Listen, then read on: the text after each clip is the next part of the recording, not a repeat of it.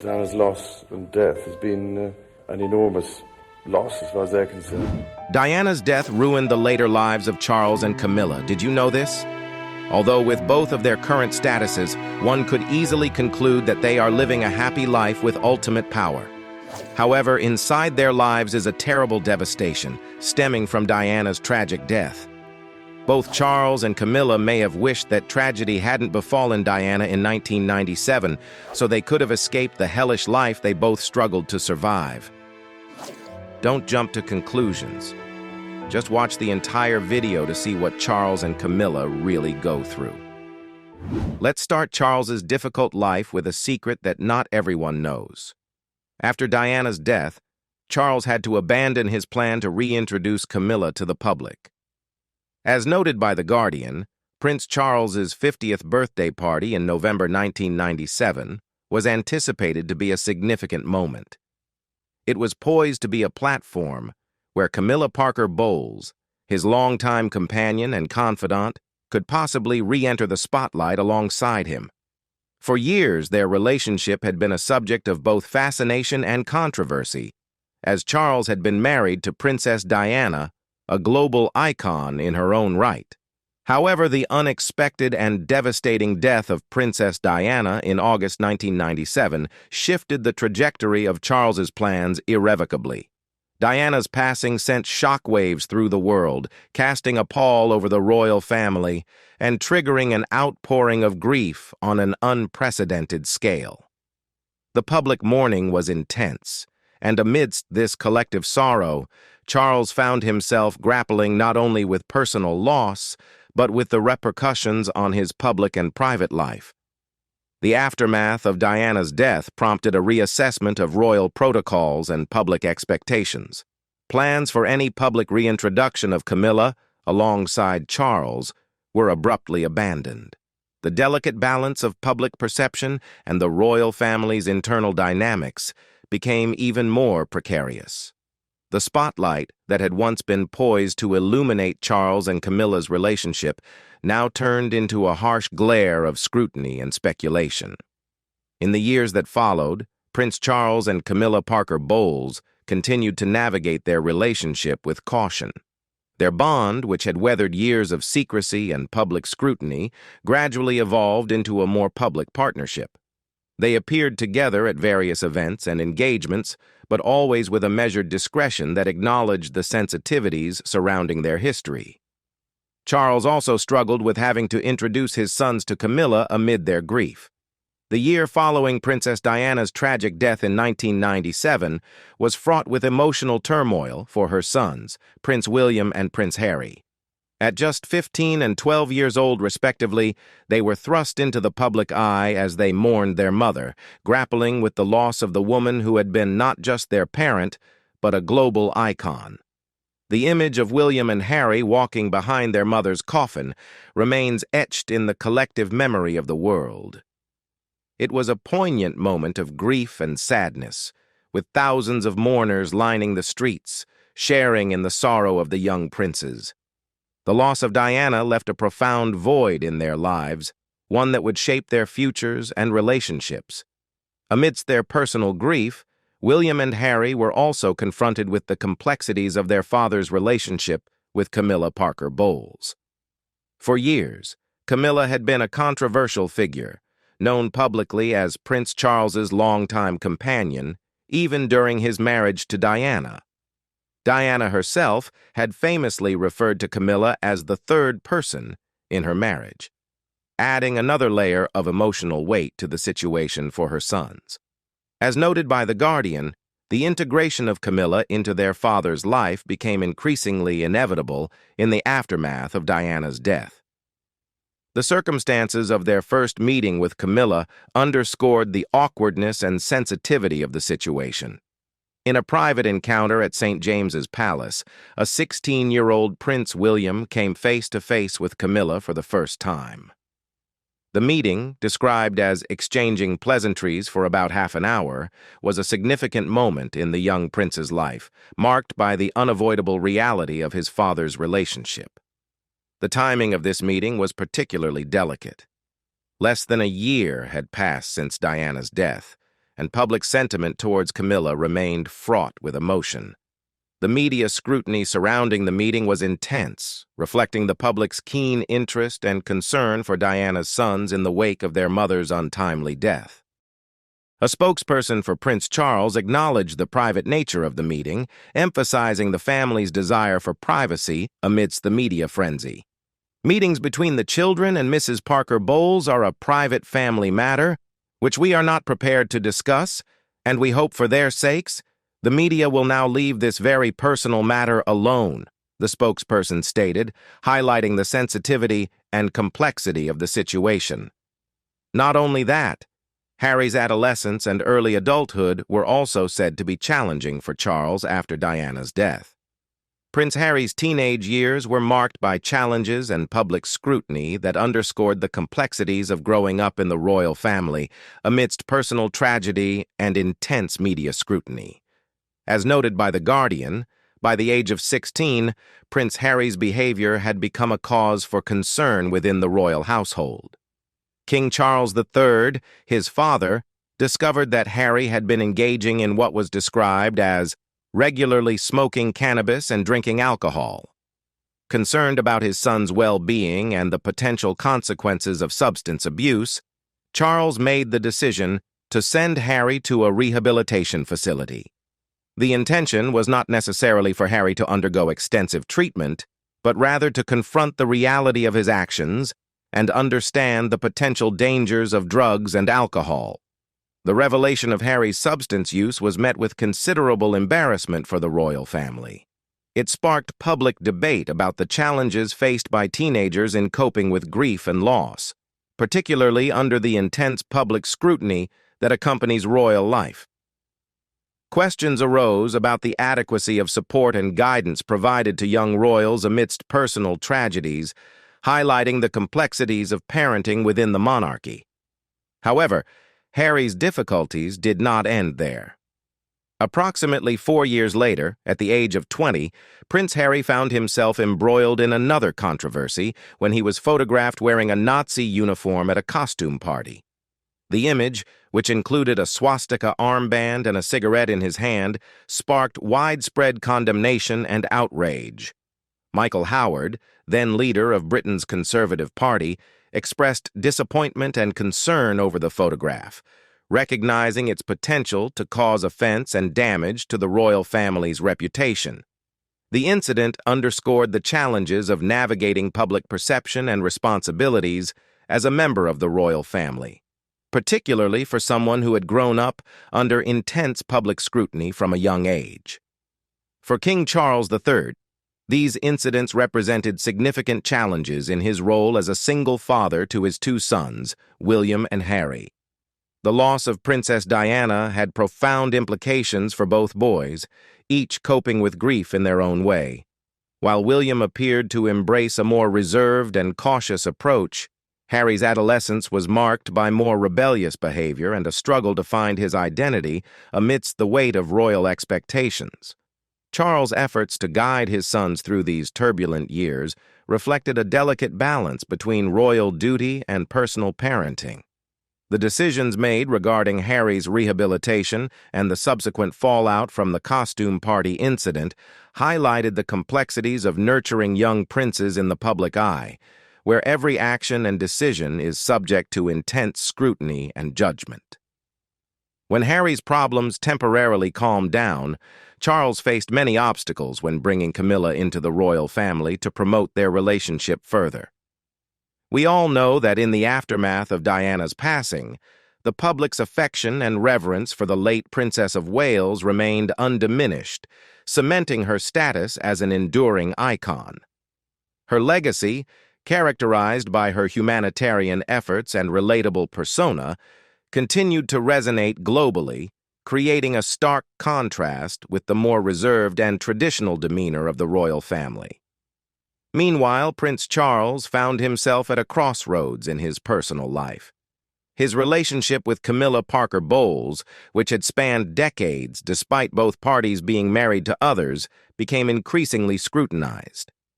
As noted by Vanity Fair, Charles's efforts to integrate Camilla into the royal family encountered significant obstacles.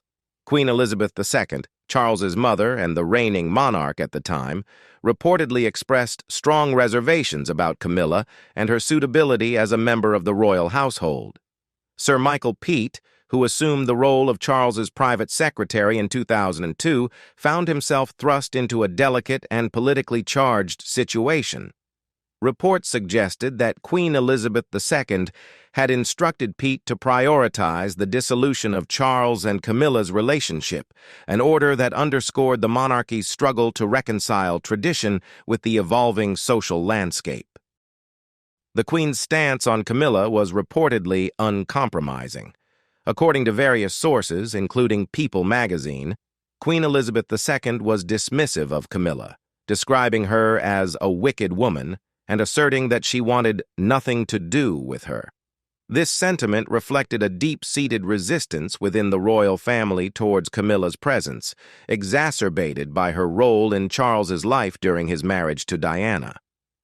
Charles's attempts to introduce Camilla into royal circles in the years following Diana's death were met with resistance and reluctance from both the public and the establishment. Despite his efforts to normalize their relationship, the British press and segments of society remained critical, viewing Camilla as a controversial figure whose association with Charles threatened Diana's memory and the sanctity of the monarchy itself. Just a year after Diana's passing, Charles expressed his frustration and perceived lack of compassion from the British public regarding his relationship with Camilla. He confided to an author, "I thought the British people were compassionate, but I don't see much of it." This statement underscored his perception of being misunderstood and unfairly judged, adding to the complexities of his public image. Critics and observers have noted that Charles's occasional displays of vulnerability and self-pity may have contributed to perceptions of indecision and wavering confidence in his public role. His desire for public understanding and acceptance clashed with lingering sentiments about his actions during Diana's life and after her death, contributing to ongoing debates about his suitability for kingship and his personal life choices. Despite these challenges, Charles and Camilla continued to forge ahead with their relationship. They often hosted lavish functions aimed at attracting wealthy patrons to support charitable causes close to their hearts. Camilla, likened to her great-grandmother Alice Keppel, became a figure of substance within royal circles, noted for her impeccable style, adorned with heirloom jewels and couture gowns. The comparison to Alice Keppel, King Edward VII's influential mistress, drew parallels to a historical figure who wielded significant influence behind the scenes.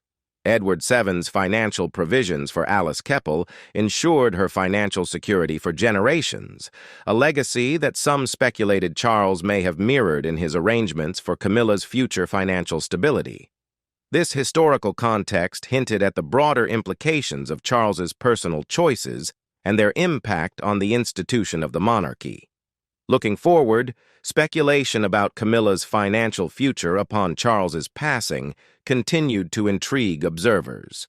It was suggested that Charles, drawing lessons from history, may have made provisions to ensure Camilla's financial well-being beyond his lifetime. This assumption underscored the intricate dynamics of royal marriages and the interplay between personal relationships and institutional responsibilities within the monarchy. However, Camilla Parker Bowles has faced enduring comparisons with Princess Diana, whose iconic status and public appeal continue to resonate decades after her untimely death. Diana's emergence onto the global stage as Charles's fiancée in the early 1980s marked the beginning of a transformative era for the British monarchy, yet also set a benchmark against which subsequent royal figures, including Camilla, would inevitably be measured. When Diana first entered the public eye, she captivated hearts with her youthful charm, striking beauty, and engaging personality. Her photogenic allure quickly overshadowed Charles, leading to comparisons that fueled both public fascination and private tensions within the royal household.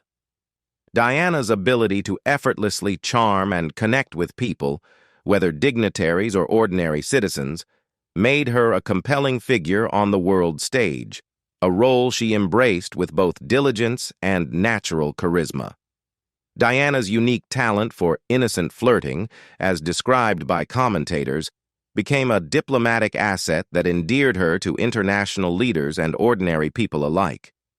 Her interactions with world figures such as the presidents of Egypt, the United States, and France were noted for their warmth and personal touch, earning her praise for her ability to uplift spirits and create positive diplomatic outcomes through personal rapport. President Valéry Giscard d'Estaing of France famously remarked, "She makes you feel good," highlighting Diana's knack for fostering goodwill and positive interactions even in formal diplomatic settings. Her efforts extended beyond state visits to encompass humanitarian missions, where her compassion and empathy resonated deeply with those she met.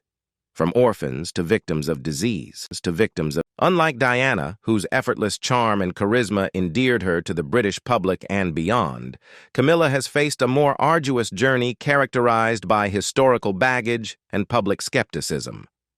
The comparison with Diana, a beloved figure known for her humanitarian work and iconic status, has cast a long shadow over Camilla's public image. Initially introduced to the public as Prince Charles's companion during his troubled marriage to Diana, Camilla was portrayed in the media as a controversial figure associated with the breakdown of Charles and Diana's union. The transition from being perceived as a mistress to a potential queen consort has been fraught with challenges. Critics argue that Camilla's public relations efforts, aimed at improving her image, have often been perceived as contrived and insufficient. Unlike Diana, who engaged extensively in public appearances and charitable endeavors that endeared her to the public, Camilla has been criticized for a perceived lack of visible charitable work and public engagement. The fundamental issue lies in the perception that Camilla has not adequately earned her place in the public eye. Critics argue that she remains an enigmatic figure, shielded behind palace walls and lacking the extensive public exposure that would allow her to be measured by the standards of the British public. This lack of visibility and engagement has fueled doubts about her suitability as a future Princess of Wales and eventually as Queen Consort. In contrast to Diana's natural ability to connect with people from all walks of life, Camilla has been portrayed as more accustomed to the aristocratic pursuits of hunting and private gatherings. This perception has contributed to a narrative that she may struggle to embody the regal and universally respected figure expected of a head of state. Moreover, the traditional role of the royal family demands active engagement in charitable work and public service, activities that Camilla has been perceived to engage in sparingly. While she has supported causes like the Osteoporosis Society, critics argue that her efforts have been insufficient to sway public opinion and solidify her role as a respected public figure.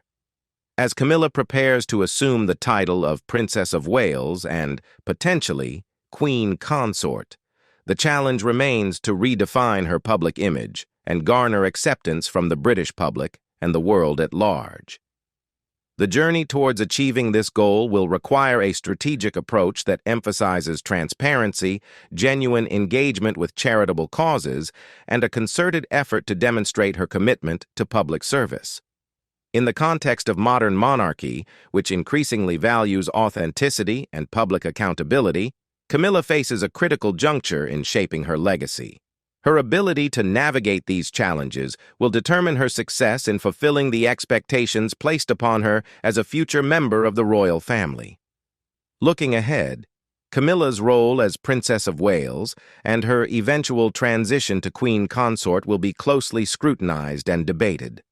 The public's perception of her will hinge on her ability to demonstrate qualities of leadership, compassion, and dedication to the welfare of others, a standard set by her predecessors, and one that remains essential for maintaining the monarchy's relevance and support in contemporary society. There is a truth that the dynamics surrounding Camilla Parker Bowles within the royal family have been marked by complexity, scrutiny, and gradual acceptance, influenced significantly by the Queen's initial reservations and subsequent strategic decisions. From the outset of her relationship with Prince Charles, Camilla faced considerable challenges due to the controversial nature of their affair during Charles's marriage to Princess Diana. Despite their long-standing connection, the Queen did not condone Camilla's conduct, leading to a cautious approach regarding Camilla's integration into royal circles. This caution was driven by concerns about traditional supporters of the monarchy and the potential backlash from the public. As Charles and Camilla sought to navigate their relationship publicly, they adopted a strategic approach of appearing together at events related to Charles's charitable endeavors, such as the Prince's Trust. These appearances aimed to gradually normalize Camilla's presence and demonstrate her commitment to supporting Charles's philanthropic activities. However, the Queen remained adamant about Camilla not participating in official royal duties or being perceived as a formal member of the royal family. The announcement of Charles and Camilla's wedding further exacerbated existing tensions and divisions within royal circles and the public sphere. The decision to formalize their relationship through marriage stirred controversy and raised questions about Camilla's future role within the monarchy, especially in light of her history and public perception as Charles's longtime companion during his troubled marriage. Throughout these developments, Camilla maintained a circle of close female friends who played supportive roles akin to ladies-in-waiting. Emily Van Cutsum, among Camilla's inner circle, accompanied her on various excursions, including exotic holidays. However, personal conflicts within this circle, such as the feud between Camilla and Emily Van Cutsum, highlighted the challenges Camilla faced in managing both personal relationships and public perception. Within the new royal court of Charles and Camilla, influence shifted towards friends from shared interests such as skiing, hunting, and polo. Patty Palmer Tompkinson emerged as a key figure in this social set, known for her close friendship with both Charles and Camilla. Patty, considered a staunch supporter of Camilla, played a role in reuniting the couple after Charles's marriage, which earned her a reputation as a significant influence or queen maker within their circle. Patty's family, including her husband Charlie and their daughters Santa and Tara, also became notable within Prince Charles's social sphere. Santa Palmer Tompkinson, a romantic novelist, and Tara Palmer Tompkinson, known for her socialite status and personal struggles with addiction, represented aspects of the prince's social set that reflected both glamour and personal challenges. The presence of such friends and confidants within Charles and Camilla's social circle underscored their efforts to forge a supportive environment amidst ongoing public scrutiny and challenges. These relationships played a crucial role in shaping perceptions of Camilla within royal circles and broader society, highlighting her integration into Charles's life and the complexities of navigating personal and public roles within the monarchy. Camilla Parker Bowles's ascent within the British monarchy has been marked by both challenges and opportunities, shaped significantly by the Queen's careful considerations and the public's perceptions.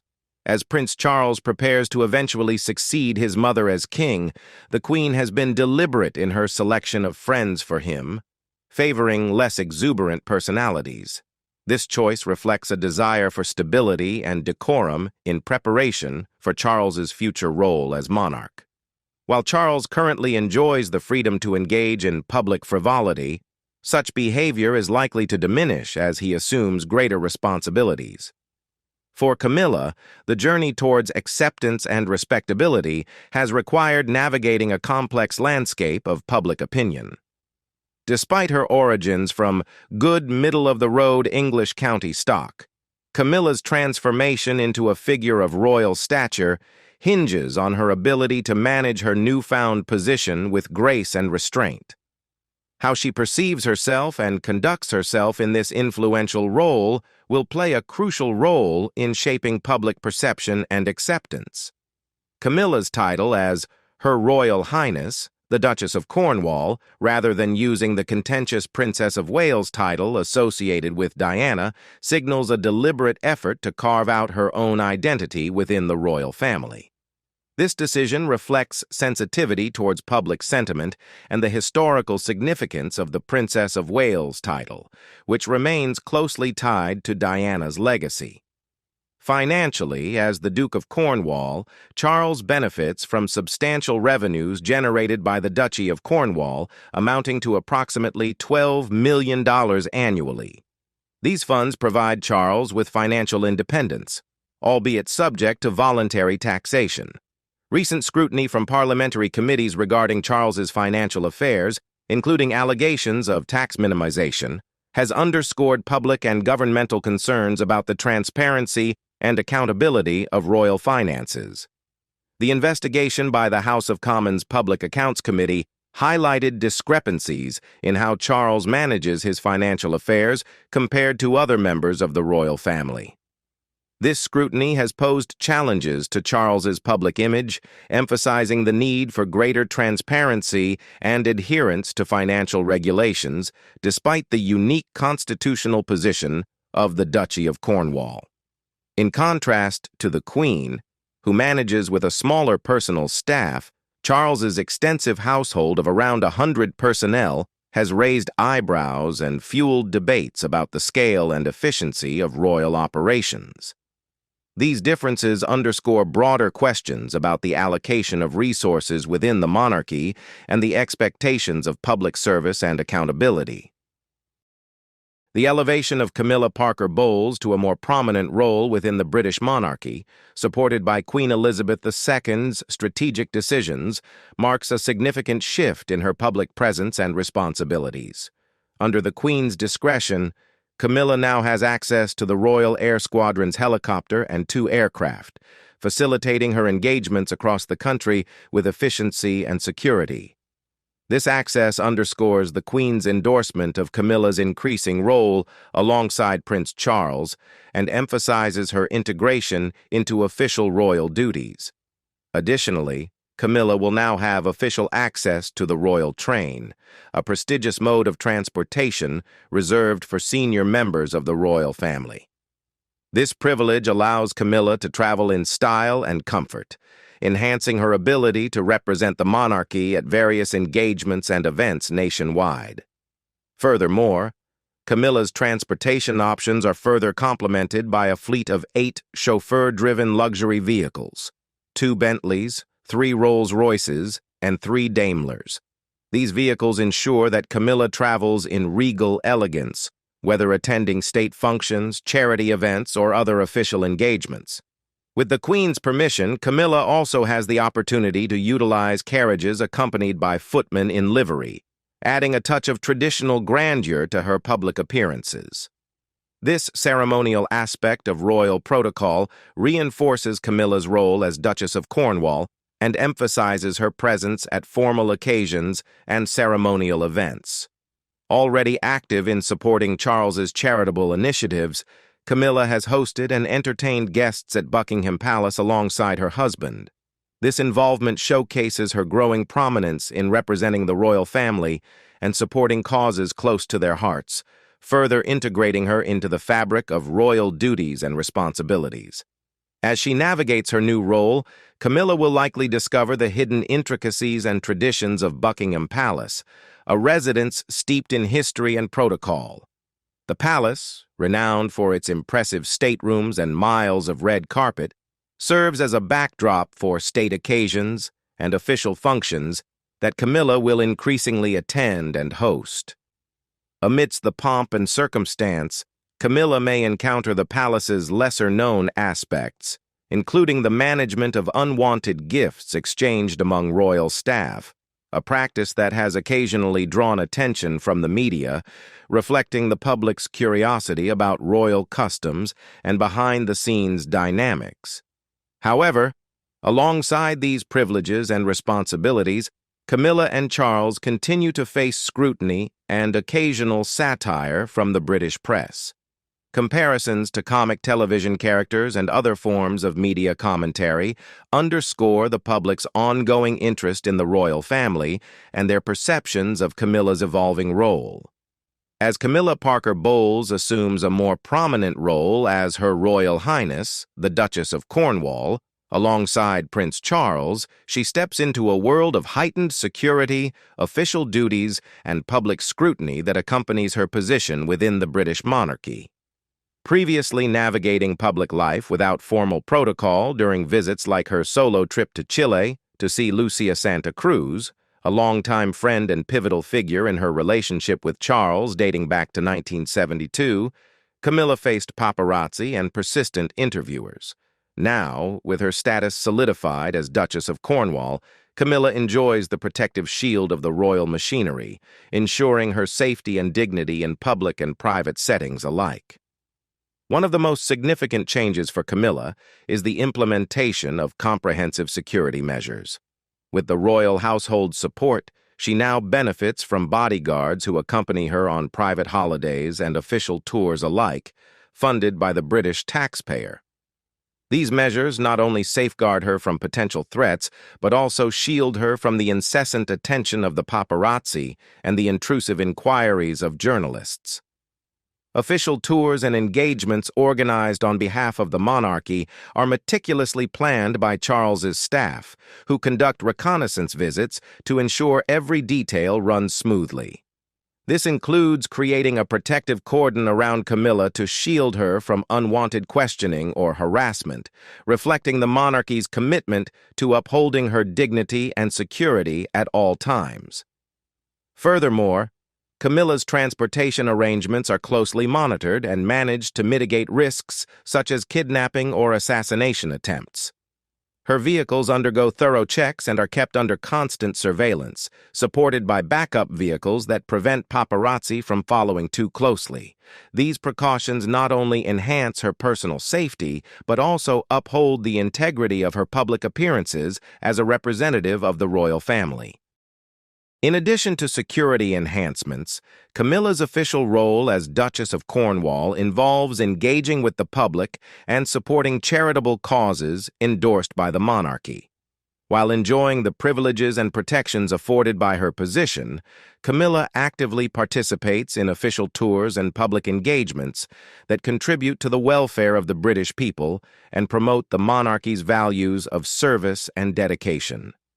The dynamics of royal life, especially within the private sanctuary of Highgrove House in Gloucestershire, offer a glimpse into the personal and sometimes tumultuous world of Prince Charles and Princess Diana during their marriage. Highgrove, nestled amidst picturesque English countryside, served as a retreat where the royal family sought respite from the pressures of public life, but it was also a place where tensions and idiosyncrasies unfolded behind closed doors. At Highgrove, away from the formalities of palace life, Charles and Diana shared moments that humanized their public personas. The presence of their pets, including Charles's beloved dog Tigger, added a touch of domesticity to their lives.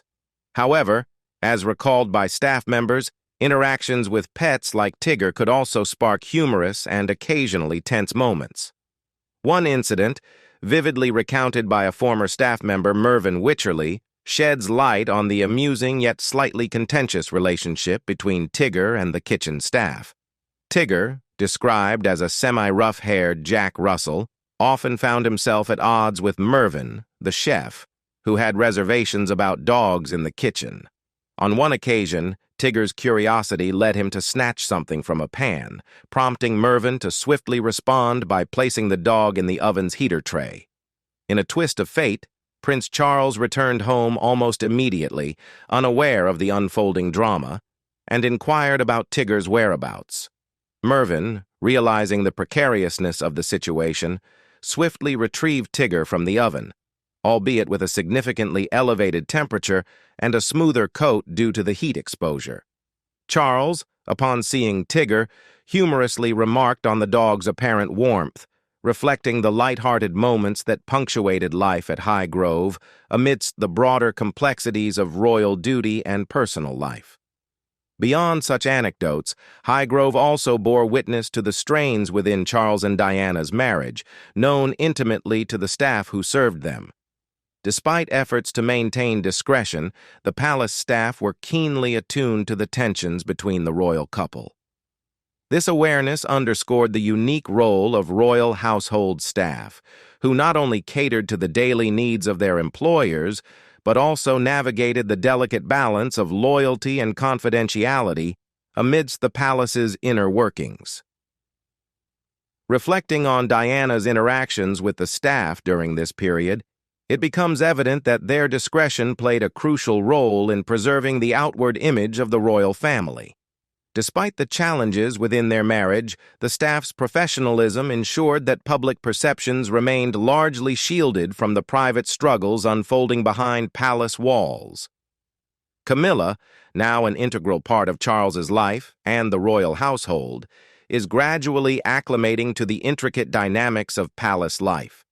As she navigates her role, she recognizes the pivotal role that palace staff play in maintaining the smooth operation of royal affairs.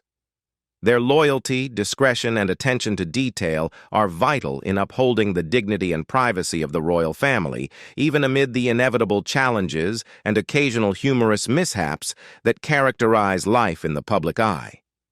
The issue of civil weddings for members of the British royal family, particularly in the context of Prince Charles and Camilla Parker Bowles, traces its roots back to historical legislation that has shaped the monarchy's approach to marriage law for centuries.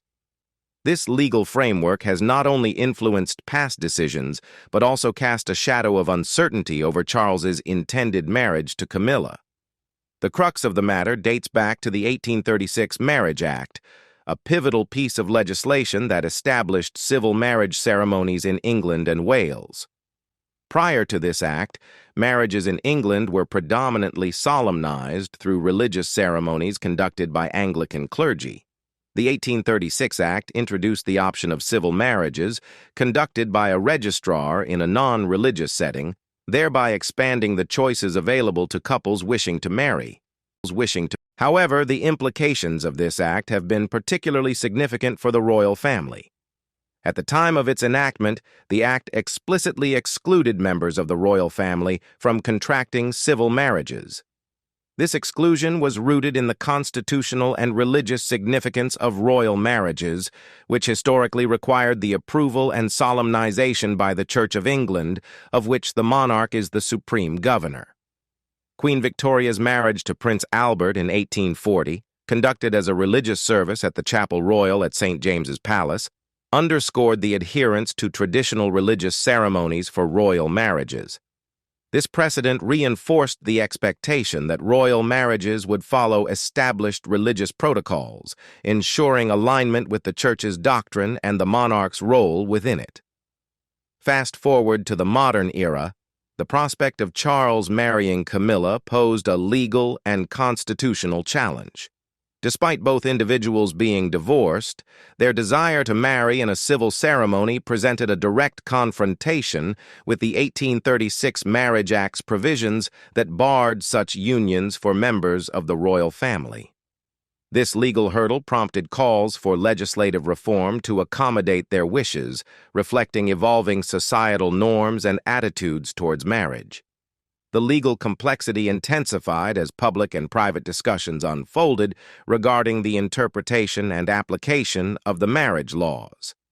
Advocates for change argued that denying civil marriage rights to royals was an anachronism in contemporary society, where personal choice and civil liberties were increasingly valued. They contended that denying such rights could potentially jeopardize the legal status and inheritance rights of spouses married to future members of the royal family.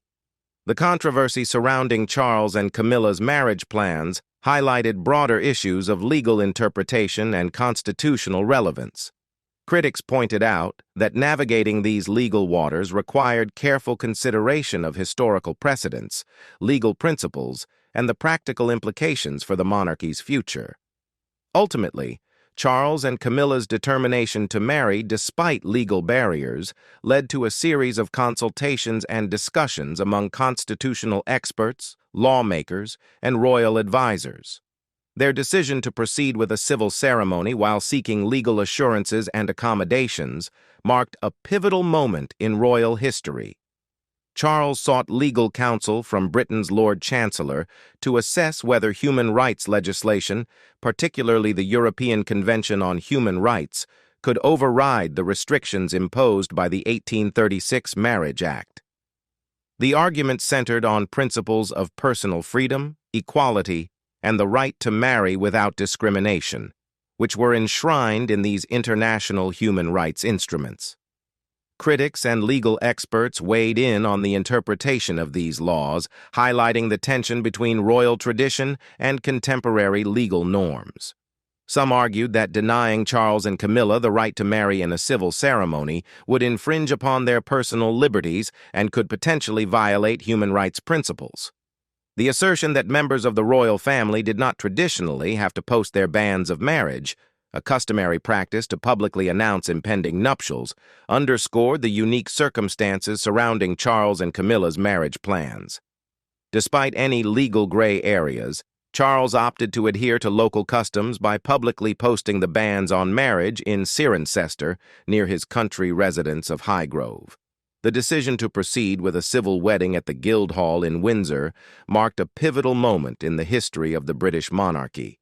It demonstrated a willingness to adapt to changing societal expectations while navigating the complexities of legal precedent and constitutional tradition.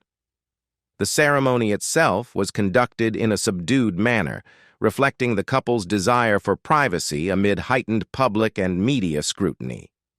One of the primary concerns following their marriage was the reception Camilla would receive both domestically and internationally, particularly in Commonwealth realms like Australia, where public sentiment towards the monarchy and its future was mixed. Charles's visit to Australia shortly after their engagement highlighted the delicate balance he faced in managing public expectations and perceptions.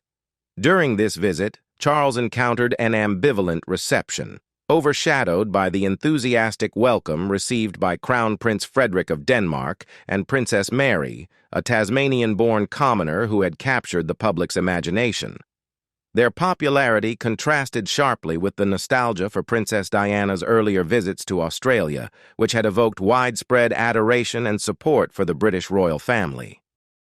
The comparison between Princess Mary and Camilla underscored the challenges faced by Camilla in gaining public acceptance and approval, particularly in countries like Australia, where Diana's legacy remained deeply ingrained in the public consciousness. Many viewed Camilla's position as Prince Charles's wife with skepticism, seeing her as a controversial figure who could never replace Diana in the hearts of the people. Public opinion polls in Australia reflected this sentiment, with growing support for a Republican movement amid concerns over Charles's future reign and Camilla's role as queen consort. The prospect of Charles ascending to the throne with Camilla by his side further fueled debates about the relevance and future of the monarchy in modern Australia. Beyond the ceremonial aspects, Charles's marriage to Camilla also carried broader implications, particularly in relation to the Commonwealth, where the Queen serves as the symbolic head of state for 15 nations. The Commonwealth represents a diverse array of countries spanning different continents and cultures, united under a shared history with the British monarchy. The Commonwealth's importance as a diplomatic and cultural entity has often been underscored by Queen Elizabeth II, who has consistently upheld her role as its head with dedication and commitment.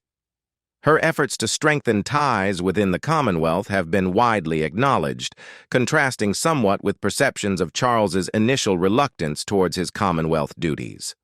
While Queen Elizabeth II's approach to the Commonwealth has been characterized by a deep sense of duty and engagement, there has been speculation that Charles may not share the same level of enthusiasm for these responsibilities.